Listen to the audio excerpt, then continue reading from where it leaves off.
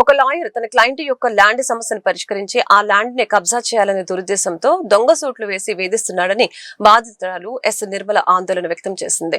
న్యాయవాది పాలడుగ వెంకటేశ్వర్లు చేస్తున్న మోసంపై గుంటూరు ఎస్పీ కార్యాలయంలో నిర్వహిస్తున్న ప్రజా సమస్యల పరిష్కార వేదికలో బాధితురాలు ఎస్పీకి ఫిర్యాదు చేసింది. ఈ సందర్భంగా ఆమె మీడియాతో మాట్లాడారు. నమస్కారం అండి.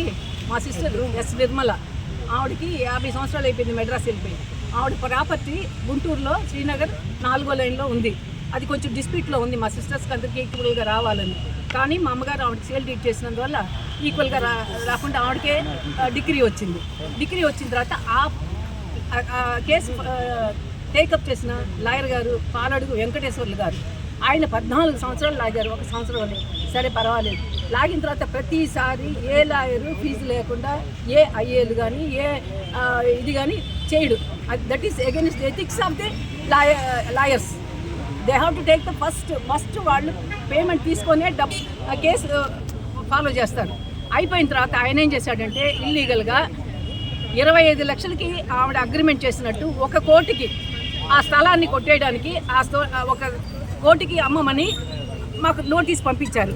మాకు అర్థం కాలేదు. 25 లక్షలు మేము అసలు ఎక్కడ తీసుకున్నారని చెప్పేసి మెడ్రాస్లో నుంచి గుంటూరుకి వచ్చి మన పబ్లిక్ గ్రీవెన్స్ సర్వీస్కి మేము సిస్టమ్కి మేము చేసాం 3-10.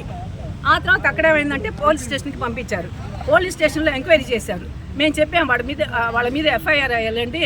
అది వచ్చి పాలడుగు వెంకటేశ్వర్లు గారి ప్రోద్బలంతో మన కిలారి వెంకటేశ్వరరావు గారు, వెలగా వెంకటేశ్వరరావు గారు వేశారు కేసు. మాకు 25 లక్షలు మేము తీసుకోనే లేదు, మాకు ఎటువంటి సంబంధం లేదు. అలాంటప్పుడు ఎలా వేస్తారు? అది క్యాష్. ఒక లేడీకి ఒక క్యాష్ 25 లక్షలు ఎక్కడిస్తారు? 20 లక్షల తర్వాత ఎక్కడైనా ఇప్పుడు మనీ ట్రాన్సాక్షన్ ఉందా? ఏమీ లేదు. సరే అని చెప్పి మేము చాలా 3 నెలలు తిరిగాము మేము పోలీస్ వారితో నోటీస్ వేయమని, కానీ అరండల్పేట పోలీస్కి. కానీ వారు చెప్పిన పోలీస్ ఓఎస్ వచ్చి ఒరిజినల్ సూటు ఉన్నందువల్ల వేయలేమన్నారు. మేము ఎంతో పోరాడాం. క్రిమినల్ వేరు, సివిల్ వేరు, కాబట్టి మీరు వేయాల్సిందని అడిగాం, కానీ వేయలేదు. సరే ఎందుకు మళ్ళీ ఈ కేసు కూడా 14 సంవత్సరాలు జరిగిందంటే మేమందరూ సీనియర్ సిటిజన్స్ అండి. ఆ అమ్మాయి అన్ఎడ్యుకేటెడ్. చిన్నప్పుడే మేము పెళ్లి చేసి పంపించాము ఆ అమ్మాయిని.